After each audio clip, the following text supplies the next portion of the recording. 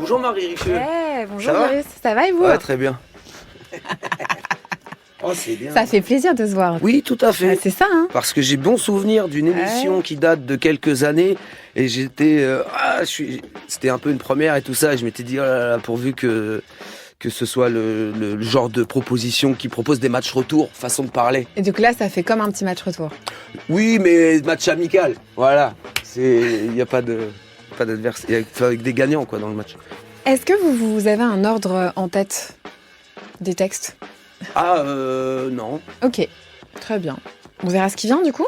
Bah oui, parce que je me suis dit que peut-être que vous aviez une petite idée. Vous les avez les textes d'ailleurs? Je les ai. Moi j'ai les livres. Hein. Ouais, j'ai les textes, carrément. Bon bah c'est bien. C'est quoi? Dans ma logique, lesquels sont venus en premier? Le premier c'était Artaud, comme une évidence quoi. En fait, ce que j'ai fait, c'est que j'ai pris les textes qui étaient au pied du lit. Hein, parce que c'était tellement compliqué comme question. France Culture. En fait, on va pas en discuter, on va le faire comme ça. Tu vas nous suivre, Vivien? Le Book Club. Sur l'ordre des textes, ça va être plus joli. Il est TDI, ouais. Oh, c'est bien. Grande femme. La résistance, elle chauffe. Dans la bibliothèque de Virus. Ah, Hello Diesel. Mais oui, bien sûr, j'étais reparti, j'étais hyper mal à l'aise la première fois, je me rappelle bien. Et on m'en a beaucoup parlé. Hein. Moi aussi, mais moi j'étais très touchée. Vous étiez à l'aise. Hein. Vous avez l'impression que c'est votre métier. Depuis 15 ans, en même temps. C'est incroyable. Marie Richeux. Il paraît que pour vous faire une idée d'un livre, vous en lisez la première et la dernière phrase. Par exemple, ce recueil de poèmes de Jehan Rectus, Les Soliloques du pauvre, sorti en 1897, que vous avez adapté en le mettant en musique, commence par merde et finit par le goût d'un téton dans les dents. En effet, ça peut donner envie d'y aller voir de plus près. Et c'est ce que font vos textes depuis une quinzaine d'années, Virus. Allez y voir de plus près. Les mots y sont choisis avec une rigueur qui jamais n'exclut l'humour, et même s'il est sombre, souvent, on y voit plus clair. Sur la lutte des classes, sur la violence domestique, sur la violence de certains mots, sur l'obstination qu'il faut pour mener un projet musical et parfois l'obstination qu'il faut pour vivre tout court. On a l'impression que votre rap creuse le langage toujours plus profond et sans reculer devant l'obscurité. Sur la pochette de votre dernier disque, une silhouette d'enfant se détache, toute noire, sur fond de plage ensoleillée.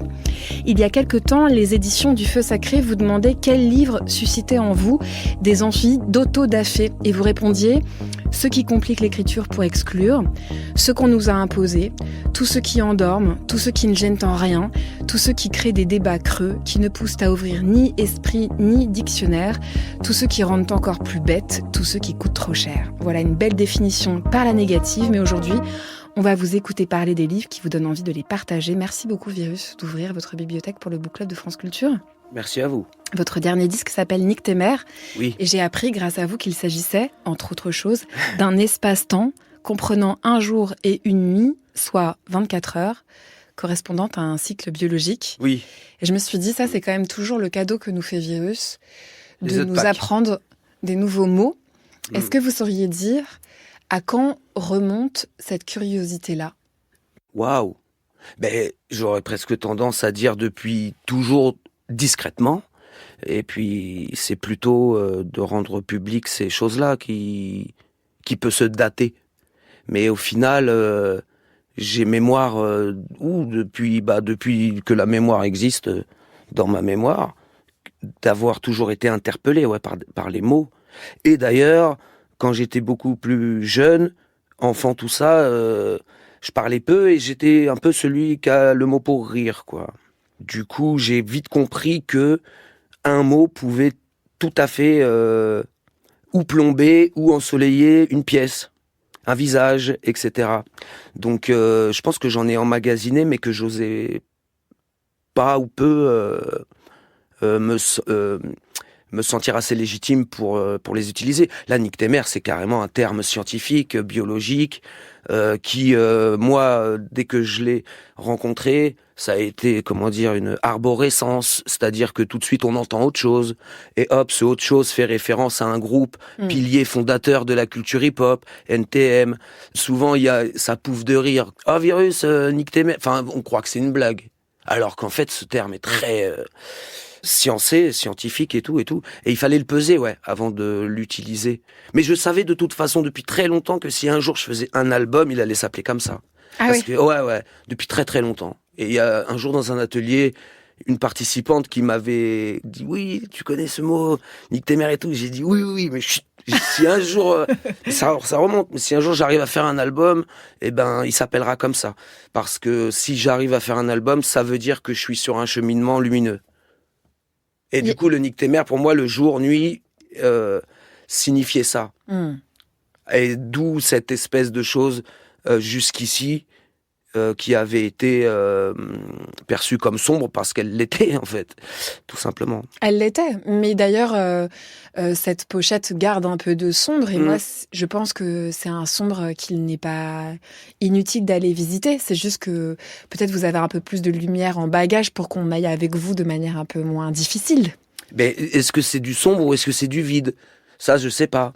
Parce que, justement, moi, j'aurais plutôt tendance à penser que c'est oser affronter ce vide. Mais c'est d'ailleurs, même quand on travaille les concerts, ou même les vidéos, Junior, avec qui on réalise, par exemple, les vidéos, m'avait vachement repris sur le terme de couleur et lumière. Parce que je lui avais dit, il y avait un très très long débat sur le tout premier clip, parce que ça faisait longtemps qu'on n'avait pas publié quelque chose. Et du coup, souvent, il y avait cette espèce de chose comme si c'était génétiquement irréversible, que moi, le sombre, que le noir... C'était votre esthétique, ouais. Ouais, voilà, et qu'elle était... Alors que moi, je savais très bien ce que je faisais, déjà. Si j'ai posé quelques jalons comme ça, un petit peu noirs, c'est pour, entre guillemets, démontrer par A plus Z que c'est du noir que jaillissent toutes les autres couleurs, selon moi. Il y a un morceau qui commence avec votre voix qui dit « Beaucoup de secrets sont enfouis dans la mathématique des lettres ». Voilà. Ensuite, on vous entend jongler, couple, copule, hymne, hymen, rue plus gueux, ça fait rugueux, con plus verge, ça converge. Ouais. Il y a quelque chose où on sent, c'est dans un autre morceau aussi, où au lieu de dire « s'approvisionner », S'appauvrisionner. c'est s'appauvrisionner. Et je me dis, dire s'appauvrisionner pour décrire quelqu'un qui va acheter, par exemple, de la drogue ou autre chose. Qui va s'appauvrir sur le moment. Il va s'appauvrir sur le moment, ouais. Bah forcément. En s'approvisionnant. Ouais. Ah ça m'amuse, moi. Moi, je considère avoir comme des sortes de boules de loto qui tournent à peu près en permanence. Et quand les chiffres s'alignent, en fait, ça donne un mot. Ou une phrase, s'appauvrisionner. Parfois, ça vient d'une erreur, d'une langue qui fourche. C'est pour ça que parfois parler avec des personnes, entre guillemets, considérées comme ne sachant ni lire ni écrire, oh là là, c'est des artistes, quoi. Mais des artistes du quotidien. Des fois, j'analyse les langues, un petit peu de chacun, en se détachant de vert c'est bon, rouge c'est faux. Et du coup, mais c'est surtout un rapport ludique, quoi. Moi, c'est ça, surtout. C'est malgré moi, à la base, et je pense que là, plus ça va, et plus j'accepte que... Ça peut être rigolo. C'est pas évident d'associer le jeu, vous voyez, par exemple, le parc de jeux pour enfants, à la science. C'est-à-dire que moi, j'ai l'impression que je me situe quelque part... entre les deux. Voilà, ouais. Est-ce qu'il y avait des livres où vous avez grandi ? Eh ben, en fait, pas tant que ça. Moi, j'ai souvenir d'une encyclopédie qui s'appelait Tout l'univers. À mon avis... que vous aimiez ? J'aimais bien feuilleter, parce qu'il y avait plein d'images et tout. C'était rouge, gros. Et à mon avis, c'était un commerçant qui était venu frapper. Et ça ressemblait à ça. Et il y avait un dictionnaire. Que vous aimiez ? Ouais.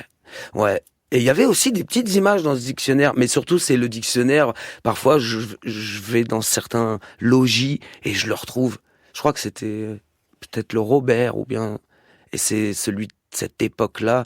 Ouais, j'aimais bien farfouiller un petit peu dedans. Et ce qui est marrant, c'est qu'aujourd'hui...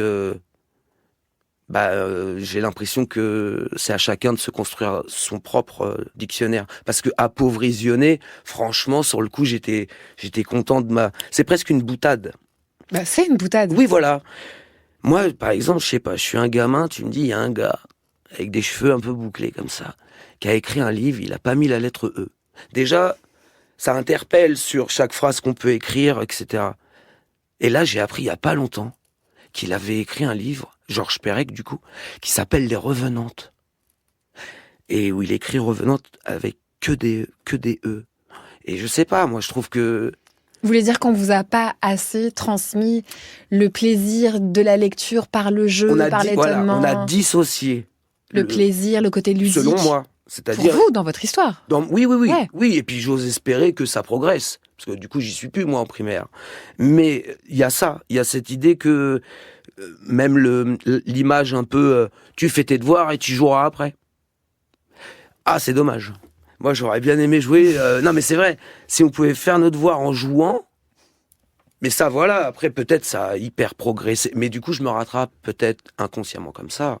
Quand est-ce que vous avez découvert, Virus, qu'il y avait possiblement de la joie, du plaisir, même que ça pouvait répondre à votre petit appétit mathématique ou grand appétit mathématique, la lecture? C'est marrant parce que c'est beaucoup par des livres que j'ai pas lus. Parce que par exemple, La disparition de Georges Perec, je l'ai pas encore lu. Je l'ai, hein. Mais ça existe dans votre tête. Ouais. Bon, c'est déjà pas mal. Ça autorise. Mais par exemple, par la musique, quand Renaud avait dit « Nous nous en allerons », ça m'interpellait. Ça me fait penser à un de vos titres qui dit « Je te raconterai ». Oui. Ben oui, parce que un jour, on m'a posé la question, mais pourquoi psychologiquement tu l'as laissé comme... Mais je dis, en fait, ma langue, elle avait fourché. Et puis pourquoi on n'aurait pas le droit? Enfin, je veux dire, une fois qu'on est sorti du... cadre scolaire. Ouais, peut-être du barème en tout cas. Parce que le cadre scolaire, je suis désolé, mais il y a aussi... C'est pas pour jeter une pierre à l'école, parce qu'en plus, j'y suis plus. Mais toujours est-il que le plus triste à mes yeux ou à mes oreilles, c'est d'observer un cheminement scolaire dans ce qui pourrait être au départ du loisir et qui peut devenir même une passion ou un métier ou une vocation ou je ne sais quoi. En tout cas, autour de l'écriture. En tout cas, il y a quelque chose qui a fortement résisté chez vous. C'est-à-dire qu'à la fois, vous décrivez, et ça existe dans ce disque-là, dans Nyctémer, il y a des souvenirs d'école qui sont des souvenirs plutôt durs, qui sont pas des bons souvenirs. Non, pas amusants. Vous décrivez ça, et en même temps, vous décrivez aussi quelque chose qui continue de battre très fort de votre rapport à la langue, qui résiste à tout ça. Parce que là, vous avez dit, vous avez hésité entre décrivez et découvrez. Absolument. Et il y a un mot là, quelque part. C'est comme Marie Richeux peut devenir Maricheux. Ouais. Voilà, le mot valise. C'est arrivé souvent. Bien sûr. Non, mais par contre, le mot valise, moi, ça m'est aussi arrivé de reprendre. Parce qu'il y a une règle mathématique. Il faut que le dernier wagon soit parfaitement... Comme les dominos. Exactement. Et donc, celle-là, elle est un peu tirée par les cheveux. Mais, vous voyez, dans cette petite fourche-là, entre décrire et découvrir, mais ça peut aussi tomber à côté. Découvrir, non, ça marche pas. Découvrir, pourquoi pas, peut-être. Mais en tout cas, c'est le cheminement mental, il est souvent de cet ordre-là, ouais. Et le je te raconterai, pourquoi pas. Quand vous me posez la question, est-ce qu'il y avait des livres chez vous. Chez nous, voilà.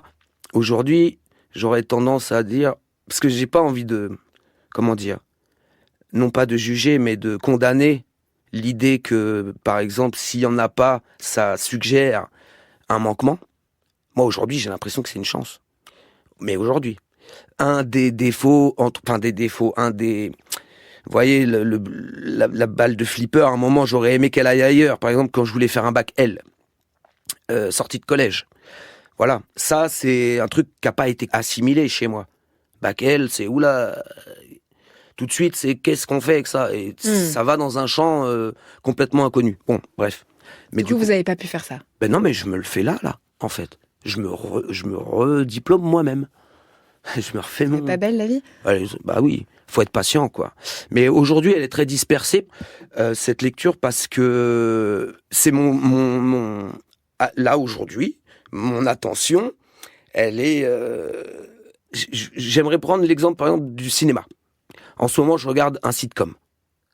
C'est des petits épisodes de 20 minutes, tranquille. C'est-à-dire que le nombre de livres que j'ai ouverts comme ça, j'ai lu la première phrase, et boum, une page fermée. Et après, en fait, ça gambade. On arrive au moment, Virus, où on vous a demandé de choisir 5 livres, comme à chacun de nos invités, dans ce déballage de bibliothèque pour le book club. Vous l'avez fait? Oui. Et on s'était dit qu'on allait décider de l'ordre des textes un petit peu comme ça. Est-ce que ça vous va de sortir un premier texte de votre sélection? Ben pourquoi pas, j'en ai un sous le nez. Et ben alors voilà, très bien. Et ce sous le nez, c'est tout simplement Antoine Artaud. Le théâtre et son double. Vous voulez nous dire quelques mots avant de le lire ? Mais en fait, pour vous répondre. D'ailleurs, j'avais envoyé 4 extraits, j'ai essayé de voir si ça allait passer. Et en fait, votre collègue n'a pas lâché l'affaire. C'est vraiment pas son genre de lâcher l'affaire. Ouais, j'ai dit bon, ok. Et puis en fait, parce que c'est voilà, comment se saisir aussi de ce partage-là. Ouais. Vous croyez franchement qu'on me demande souvent ça ? Non, mais c'est une invitation elle est difficile, mais elle est belle quand même. Ah, c'est magnifique. Franchement, je vous remercie 5 fois. Par exemple, celui d'Antonin Artaud. Donc le théâtre et son double. Oui, c'est un texte que je partage en live. Enfin, c'est un extrait sur un spectacle qui s'appelle 66, avec un point à la fin. Et je me suis dit, mais tout simplement, cherche pas midi à 14h, pied du lit, il était là. Et, texte de 1938, on vous écoute.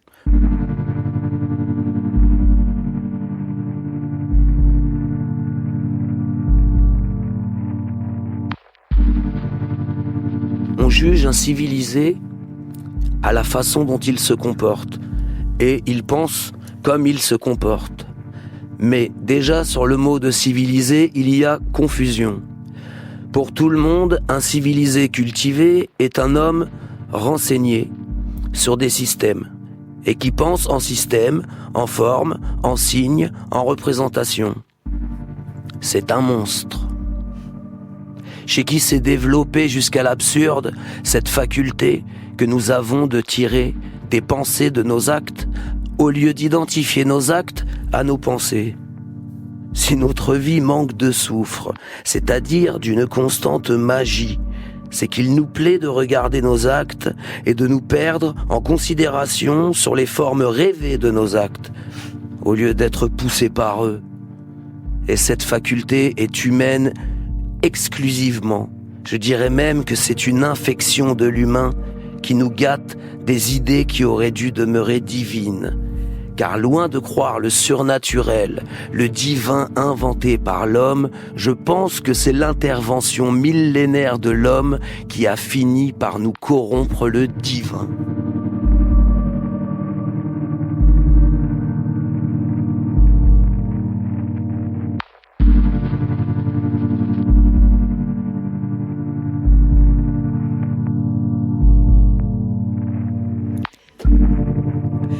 Ça vous fait lever les bras au ciel. Mais c'est incroyable. C'est pour moi, ce texte ne peut être que réalisé sous l'impulsion, l'injonction du divin. On peut pas aborder ça sous cet angle, avec cette profondeur, avec cette vérité ou cette réalité, sans être frappé par le divin. Même si c'est peut-être momentané, qu'après, je sais pas, le divin en permanence... je l'espère, dans le sens où avant d'être à la hauteur du divin qui peut nous concerner, je pense qu'on nous envoie des fragments. Et voilà, donc ça, c'est un texte qui, avec d'une part le postulat qui est celui-ci, je suis d'accord, c'est vrai, c'est-à-dire que là, ce qui est dit, je suis totalement d'accord.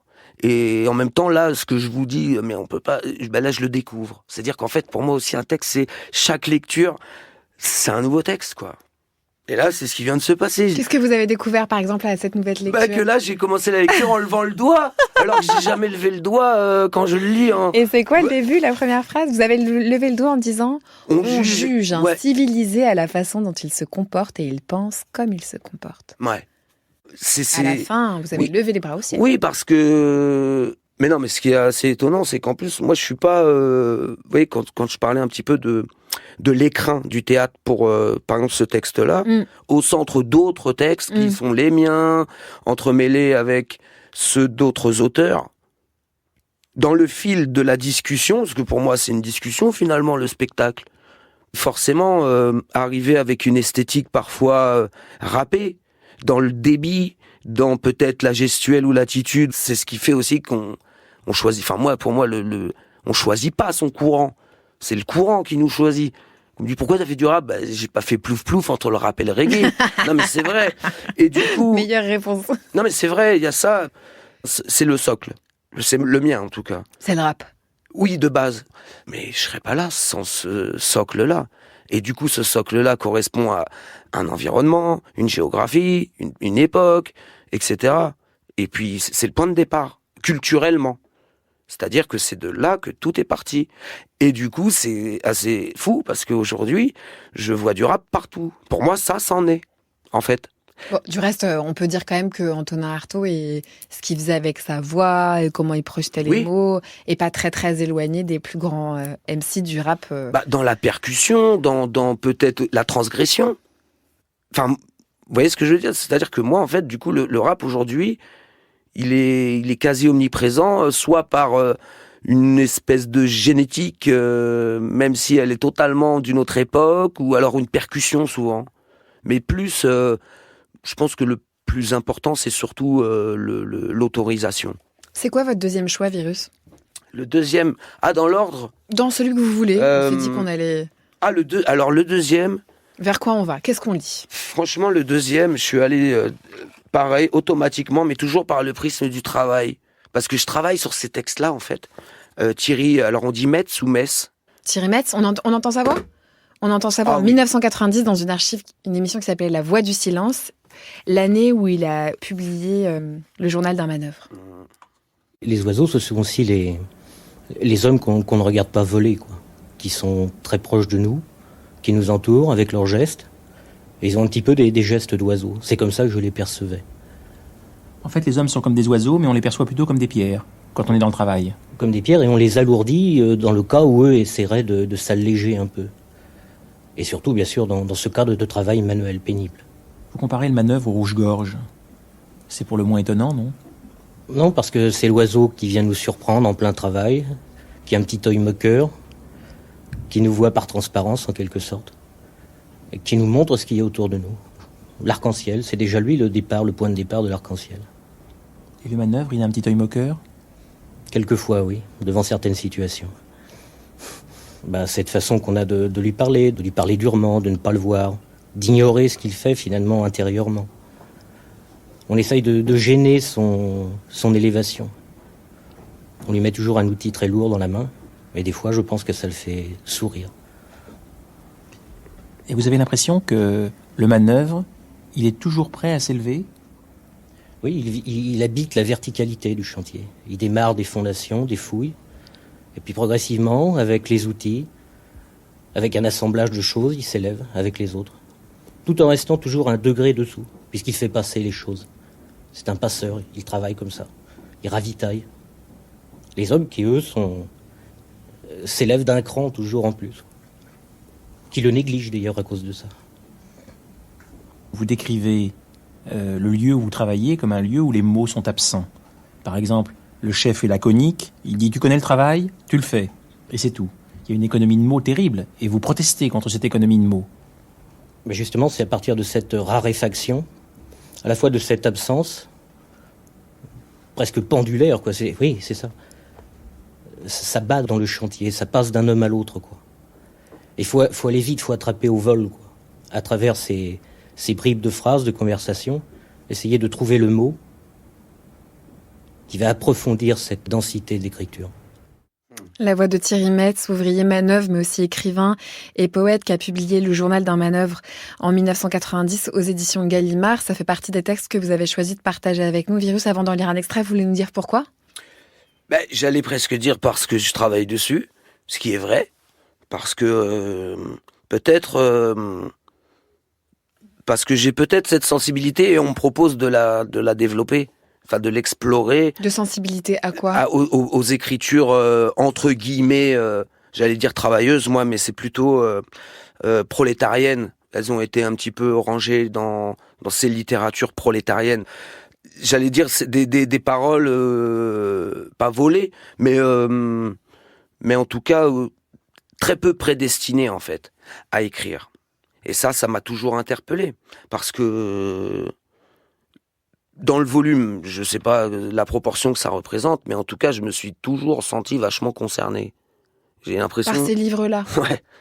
D'ailleurs, même rictus dans sa langue, en fait, tout ce qui pourrait être un peu déviant ou je sais pas. Là, c'est différent parce que c'est c'est le journal d'un manœuvre. C'est-à-dire que moi, j'ai déjà fait des chantiers. Et donc, du coup, je me dis, mais c'est incroyable. J'aurais aimé être son collègue, en fait. C'est presque, je me dis, mais est-ce que tu aurais préféré travailler avec lui ou écrire? Parce que, je sais pas, Mais qu'est-ce qui vous plaît? Ce qui vous plaît, c'est qu'il parvienne à mettre des mots sur une expérience de travail que vous connaissez? Non.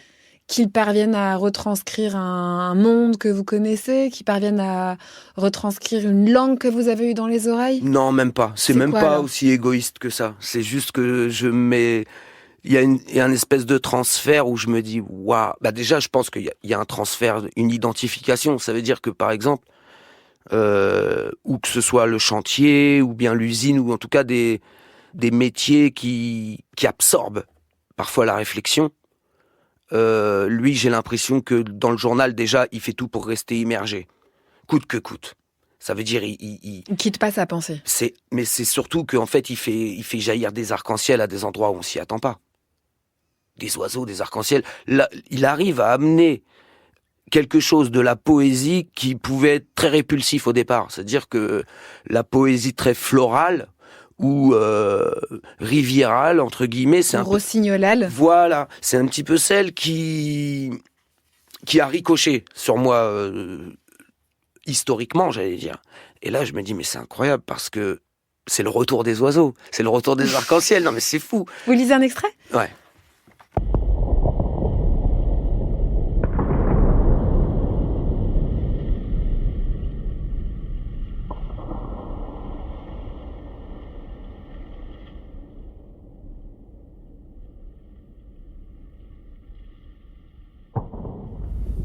On passe d'une chose à l'autre. Très vite, pas moyen de s'arrêter une seconde pour désigner le nuage. Et plus loin, les violences. Personne ici ne pourrait parler du feu. Tout reste entre nous, jamais dit. On n'est convié à rien puisqu'on n'a pas de mots, que des outils, c'est tout. Écris ton poème maintenant.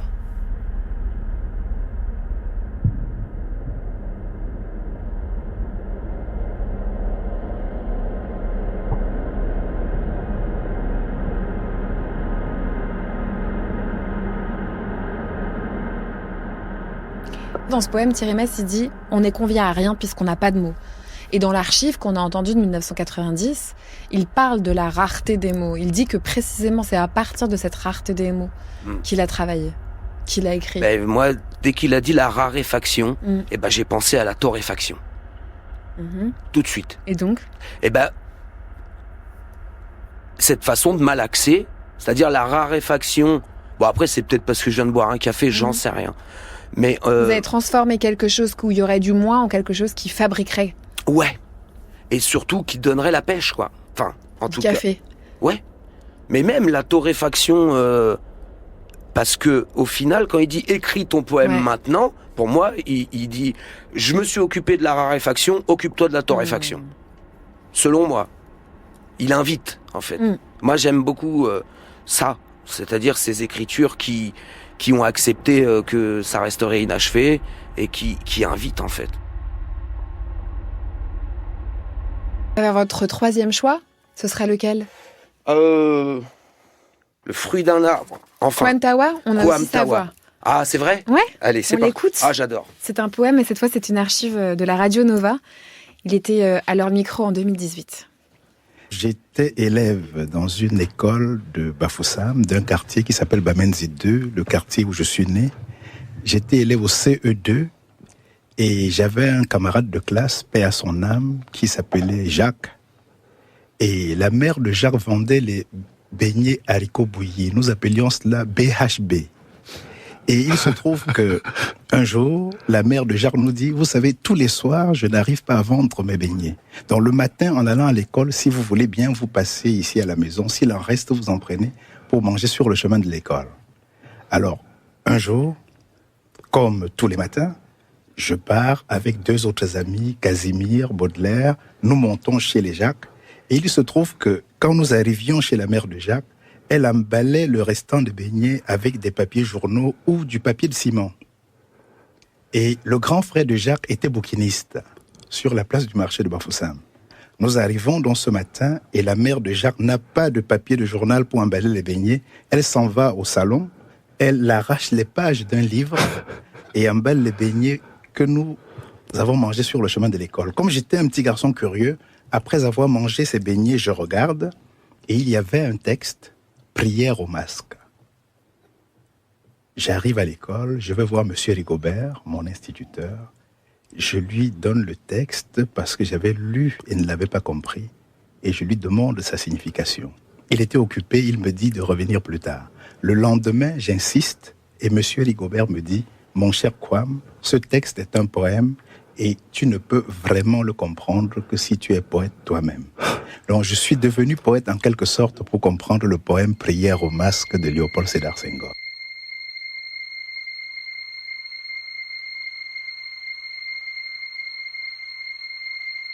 Pourquoi je suis ici? Qu'est-ce que je fais ici? Quelqu'un peut-il me dire pourquoi je suis ici? Ce que je fais ici? Vous ne dites rien? Rien? Même pas vous, ni vous? Pourquoi êtes-vous là si ce n'est pour me dire pourquoi je suis ici? Comment seriez-vous si vous vous retrouviez quelque part comme ici, sans savoir comment ni pourquoi et que personne ne daigne répondre à vos pourquoi et comment? J'en connais qui, à cette heure, seraient en train de pleurer, de hurler, de tempêter, en maudissant le ciel, en vomissant la terre et en s'arrachant les cheveux. N'allez pas croire que moi, qui le dis aussi naturellement, n'ai rien fait de tout ça.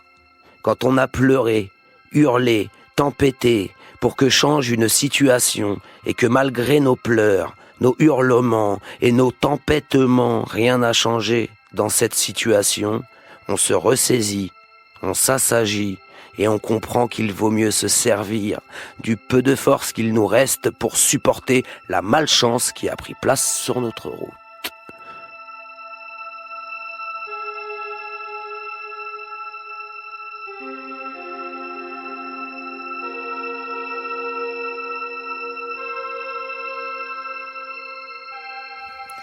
Vous venez de lire un extrait d'un texte qui s'appelle « Fruit d'un arbre » de Kwame Tawa, paru en 2023 aux éditions 34. Et juste avant, on entendait sa voix. Trop beau, raconter comment il était presque entré en poésie et en littérature en essayant de déchiffrer un poème de Sédar Senghor qui entourait des beignets. Pourquoi vous avez choisi ce texte-là, Virus? Parce qu'on s'est rencontrés. Et franchement, parce qu'on va être amené à se revoir très bientôt pour je sais pas quoi encore faire autour de ce texte-là, qui en fait n'est qu'un prétexte, selon moi, pour ce qu'on a vécu en se rencontrant. C'est rare, franchement, très rare, assez rare. Et c'est lié au mot, cette rencontre? Ben en fait, oui. Et d'autant que, mais plus que ça, parce que les mots ont été prétextes. On s'est rencontrés sur une résidence à la Cité internationale de la langue française, qui est à Villers-Cotterêts. Voilà. Et puis, on aurait pu, comme ça arrive parfois, dans la maison des artistes, manger en décalage. Chacun est là pour écrire son petit machin, et puis voilà. Et puis il y a pas de souci, en fait, on est là. Bien sûr, on peut avoir envie de rester concentré. C'est vrai, ça peut correspondre à un moment où on a besoin de cette solitude, etc. Tout est mis en œuvre pour permettre et la solitude et les retrouvailles. Ouais, c'est fou. Mais avec Kwame Tawa, c'est des retrouvailles. C'est des retrouvailles. Dès la première rencontre. Et c'est ça qui est complètement incroyable, parce qu'après, c'est un ressenti, et après, il nous reste plus qu'à découvrir pourquoi. Et après, quand vous l'avez lu, parce que vous l'avez lu, j'imagine, après l'avoir rencontré. Ouais. Donc, auteur, dramaturge, metteur en scène, poète camerounais. Vous l'avez lu après avoir rencontré l'homme. Est-ce qu'il y avait une coïncidence, quelque chose entre ce texte et la personne que vous aviez rencontrée? J'ai cru qu'il l'avait écrit pour moi. Non, mais c'est fou. Non, mais quand j'ai vu que ça existait déjà, j'ai dit... Mais pour vous, dans quel sens pour vous? Je me suis dit, c'est pas possible. Est-ce qu'il est publié, là, le bouquin? Bien sûr. Ouais, voilà. Il est apparu en 2023. Et voilà. Et je me dis, mais c'est complètement incroyable, quoi. Parce que, déjà, je l'ai lu d'une traite.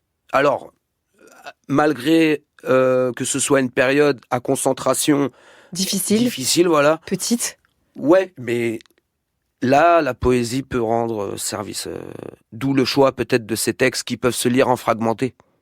Là, je suis pas. C'est pas une période romanesque là, si vous préférez.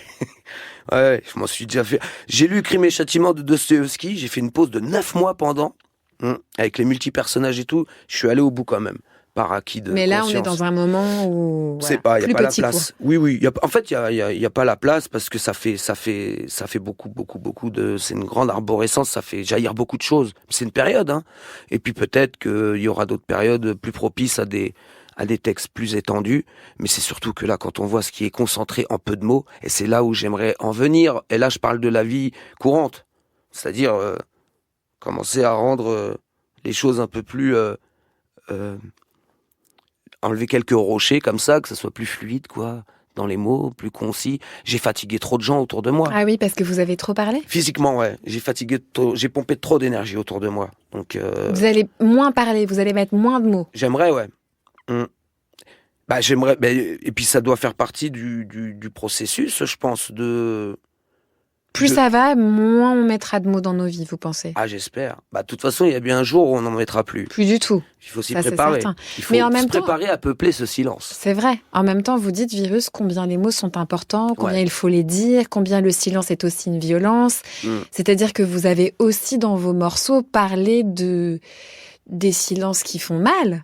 Oui, mais après, de passer du silence douloureux à cette espèce de cycle des quatre vérités, entre guillemets, par explosion, On peut trouver un silence plus apaisé. quelque chose de plus, de moins nictéméral. Non, mais c'est vrai. Tout ça, ça correspond juste à. Moi, je me dissocie pas de tout ça, en fait. C'est d'ailleurs, c'est un tout, et ça correspond complètement à ce que je vis là, en fait. Je me rappelle de cette phrase la première fois que on avait eu affaire à. Oh, moi aussi, je me rappelle. Ouais, je me rappelle parce que c'est vous qui l'avez mis en exergue, entre guillemets, et qui en avez fait une phrase qui m'est revenue plusieurs fois. Et moi aussi. On l'a dit Ouais. alors? Bah, c'était laissez-nous parler comme on vit ou quelque chose comme ça. En gros, je crois. On va vers William Burroughs ou on va vers Serge Tisseron et les secrets de famille? Serge Tisseron, n'est-ce pas trop. J'ai hésité après coup, je dirais trop tard, le mail est parti. On peut toujours prendre toutes les libertés qu'on veut. Est-ce que Non, donc mais- William Burroughs pour l'instant? Oui, mais parce que en fait, celui-ci, le Serge Tisseron a une importance. Ok. William Burroughs. C'est quel Alors, il ça est là. doit être. Qu'est-ce qu'on a? Ah, ça doit être le post-it horizontal. Non. Dans Nova Express, il y a un je sais tout qui naît toutes les minutes, dit-il. Ouais, c'est ça. Fermeture, messieurs. La dactylo dictera vos dépositions.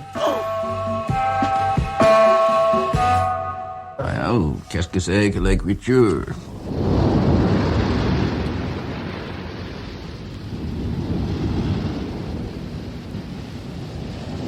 Yes, I would certainly agree with that. One is the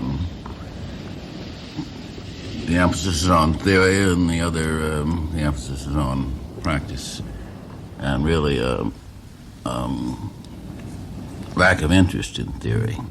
As I've always said, the concepts, there's any number of ways. Je suis tout à fait de votre avis là-dessus. Take D'une part, make on a souligne la pattern théorie, and de put it l'autre, on on souligne la pratique. which will Et vraiment un manque arbitrarily d'intérêt à la théorie. select Comme j'ai toujours dit au sujet des certain cut-ups, phrases. il y a 1000 façons de les faire. Vous pouvez faire un modèle et le mettre sur une page qui sélectionnerait certaines phrases d'une façon arbitraire.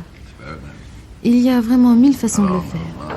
Et j'ai rencontré des gens qui font des expériences de ce genre.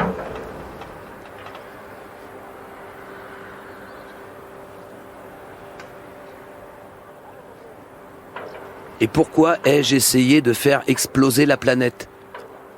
Petit pois sous la cosse. Maintenant, vous voyez, maintenant, pas. Déplacement du ciel pour couvrir le dernier baratin. Avons tout pris avec nous et avons décampé. Je suis en métal et ce métal est radioactif. La radioactivité peut être absorbée jusqu'à un certain point, mais les aiguilles d'une montre tournent toujours.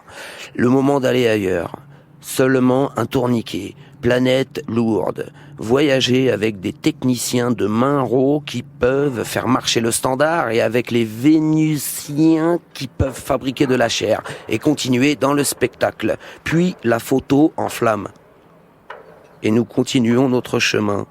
La parole est chair et la parole est deux. C'est-à-dire que le corps humain est un composé de deux organismes, et là où vous avez deux, vous avez la parole, et la parole est chair, et quand ils ont commencé à mêler de la parole, c'était la fin. Et le blocus était brisé, et la chaleur nova entra. Les Vénusiens chantèrent les premiers naturellement, ils étaient en danger. Ils vivent sous l'eau avec un tuyau d'air, et ce tuyau d'air est la parole. Puis, les techniciens ont dénoncé. Et qui peut les blâmer si nous considérons les conditions qu'on m'avait imposées pour garder ces techniciens ? Comme 3000 ans dans les griffes chaudes, donc je suis seul, comme d'habitude. Vous comprenez ? Nova est là, où je suis né, dans une telle douleur, personne n'y échappe. Né maintes fois, à travers les galaxies blessées. Je suis seul, mais je ne suis pas ce que vous pourriez appeler un solitaire. La solitude est un produit extrait de deux structures mammifères. Solitude, amour, amitié et tout le reste. Je ne suis pas deux, je suis un. Mais pour maintenir mon état unité, j'ai besoin d'une dualité dans d'autres formes de vie.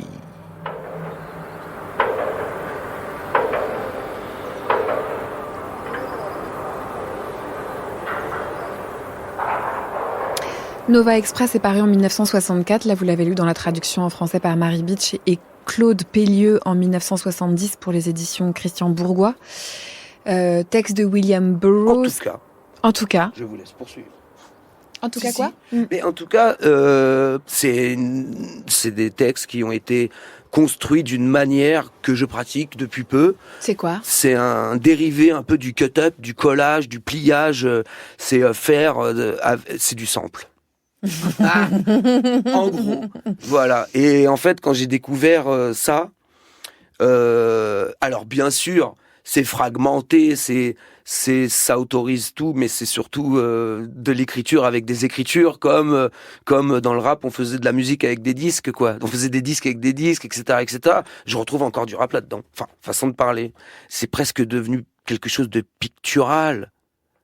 Et donc, moi, je me suis pris au jeu et j'adore. Et quand j'ai vu qu'il avait fait carrément des bouquins entiers, parce que moi, je fais des petits éclats comme ça. Ah, sauf que je me dis, mais attends, cet éclat plus cet éclat. Puis là, on rentre dans la mathématique, quoi. Et ce qui est fou, c'est que, en fait, il le dit dans le petit... dans la préface ? Oui, dans le petit texte, machin.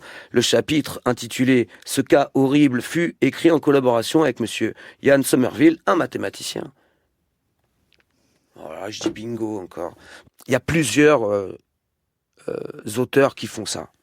Et moi, ça m'a vachement... La première fois que j'ai fait ça, c'était en atelier. J'ai proposé ça à des élèves. Des ateliers d'écriture ? Ouais, dans un collège en Suisse. Et c'était plutôt des élèves qui n'étaient pas du tout inscrits pour écrire. C'était un peu par défaut qu'ils étaient là, et pour la plupart. Et du coup, j'avais plutôt proposé un atelier coloriage. Ça avait marché ? Bah, ce qui était fou, c'est que après, c'est eux qui ont animé l'atelier à d'autres. Parce que c'est hyper simple, en fait. Et du coup, tu colories, hop, ou tu rayes. Mais rayer, ça venait un peu... pas manquer de respect, mais quand même, il y a Tu quelques... colories certains mots sur la page. On va dire, tu colories en noir, quoi. Il y a un texte que vous avez apporté avec vous, Virus, qui s'appelle « Les secrets de famille » de Serge Tisseron, paru aux Presses universitaires de France, qui nous fait de l'œil depuis tout à l'heure. Ouais. On y va ? Collection Que sais-je ? Collection Que sais-je ? Que vous aimez bien ? Tout à l'heure, vous avez dit qu'il y avait des collections que vous aimez bien. Il y a des collections. Que sais-je, vous aimez bien ? Ouais, Que sais-je, oui. Après, il y a beaucoup de... Comme il y a énormément de numéros, mais oui, j'ai mon petit rang de Que sais-je. Ça synthétise pas mal. Et celui-ci... Donc c'est paru en 1999 sur les secrets de famille. Oui.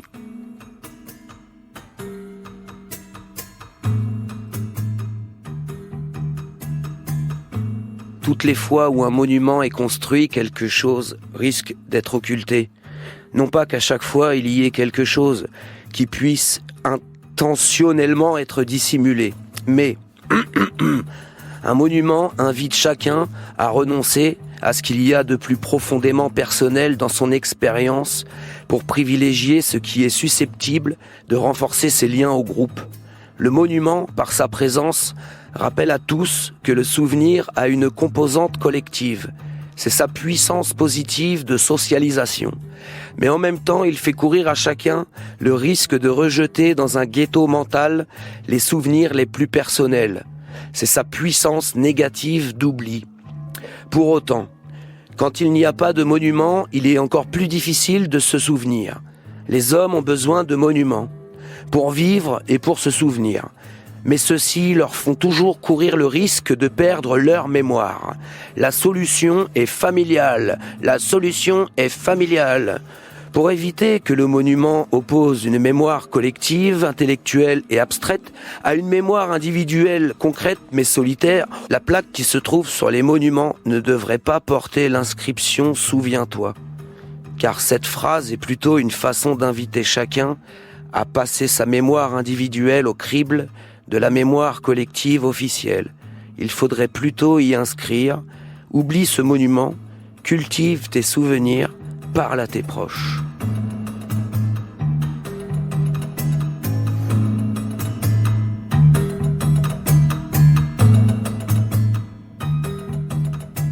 Vous avez choisi un texte qui se termine par « parle à tes proches ». Ouais. Et j'ai dit 2 fois la solution est familiale parce que je le pense vraiment et j'ai retrouvé, parce que comment on fait pour choisir 5 extraits d'un livre quand Marie Richeux à France Culture nous le propose? Comment on fait? On commence par quoi? Ce qu'on a au pied du lit, ça c'est la première idée qui devient l'idée finale. Mais il y a tellement de chemins, c'est-à-dire on se saisit de ça pour raconter quoi? Et parle à tes proches, évidemment. Et là, par le prisme du monument collectif et tout, je trouvais que c'était hyper intéressant. D'autant que... Mais c'était pas pour cette raison-là que je l'ai sélectionné. Parce que je l'ai lu il y a longtemps. Et c'était plus par rapport à la rencontre d'avec ce livre-là. Parce que celui-ci, par le biais du travail, là, hop, la rencontre. Et celui-là, en fait, je l'ai eu dans un Super U. On peut dire les marques? Je sais pas, en tout cas. Dans un supermarché. Un supermarché, pardon. Mais vraiment, mais complètement... C'était pas ça mon programme. J'étais venu faire des petites emplettes, mais vraiment à manger, quoi. Et j'étais tombé là-dessus. Et je l'avais acheté. Et je dis, bon, ça paye pas de mine. Un petit... Mais c'est l'accessibilité à des choses, mais tellement monstre, dans une gondole de supermarché en Normandie. Et pareil, c'est un livre dont je parle souvent. Parce que j'ai des souvenirs, en fait, du livre. Tout simplement. Il y a des scènes. J'ai des scènes dans ma tête. Où, par exemple, il parle à un moment, admettons, d'une image qu'on peut tous, ou pour beaucoup, visualiser. Un salon et une famille. Admettons. Admettons qu'il y ait une télé. Et là, dans la télévision, en fait... il y a des scènes qui se déroulent. Et dans le canapé, on va dire, il y a, admettons, 2 parents et un enfant. Ça va vers quelque chose qui m'a beaucoup intéressé, c'est la notion je crois que ça s'appelle la psychogénéalogie. C'est-à-dire ces choses qui traversent et qui parfois rebondissent par-dessus certaines générations pour ressurgir. Et il prenait l'exemple d'une scène, par exemple, de violence. Et il disait... Dans le secret familial, par exemple, admettons que ce soit devenu un tabou, que par exemple la maman ou le papa ait vécu quelque chose. Il souligne le fait que l'énergie, l'onde que la personne va recevoir en visualisant la scène, héritage direct. Façon de parler, je résume brièvement, mais c'est-à-dire qu'en fait, parler, c'est mieux. Parce que de tous les cas, énergétiquement parlant... Il y a quelque chose qui va passer. Exactement. C'est-à-dire que ça peut être revivre la scène. Enfin, je veux dire, il y a des films, des choses comme ça qui nous font des frissons, qui nous font pleurer, qui nous font, etc. Et du coup, j'ai retenu ça. Cette idée que, peut-être, prenons des raccourcis en se parlant. Et puis voilà. Merci beaucoup, Virus, d'avoir ouvert votre bibliothèque pour le Book Club. Merci de me l'avoir proposé.